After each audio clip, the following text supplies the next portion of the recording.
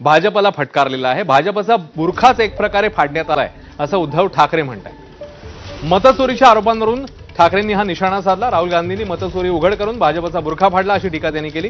प्रामाणिकपणे निवडणूक घेतली तर भाजप जिंकू शकत नाही असं ठाकरे म्हणाले। दुसरीकडे मतचोरीच्या आरोपांवर बोलताना फडणवीसांनीही राहुल गांधींसह विरोधकांवर निशाणा साधला। मतचोरीचे आरोप करणाऱ्यांचं डोकं चोरीला गेलंय अशी टीका मुख्यमंत्री फडणवीसांनी केली आहे।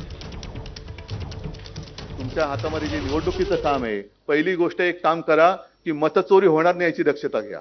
मग आता तुम्हाला ती सवय आहे, उद्धव ठाकरे हजर, सुभाष देसाई हजर, सगळे हजेरीपट घेऊन बसा आणि कोण डबल हजर झालेत, अरे तू दोनदा कसा हजर झालास? हे आता हे जे काय सगळं चाललंय, कारण ना लोकांमधनं जर का प्रामाणिकपणाने निवडणूक घेतली तरी जिंकूच शकत नाही, अजिबात जिंकू शकत नाही।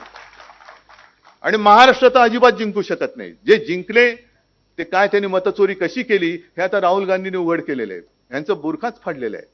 आज आपल्याला अभूतपूर्व असं यश मिळालं, तुम्ही या यशाने आनंदी आहात, पण काही लोकांचं अजूनही त्या ठिकाणी समाधान झालेलं नाही। अजून ते तोंडावर पडले, थोबाडावर पडले, मातीत मिळाले तरी देखील सुधारायला तयार नाहीत। रोज म्हणतात वोट चोरी, वोट चोरी, वोट चोरी। यांचं डोकं चोरी झालेलं आहे, त्यातला दिमाग चोरी झालेला आहे। आणि आता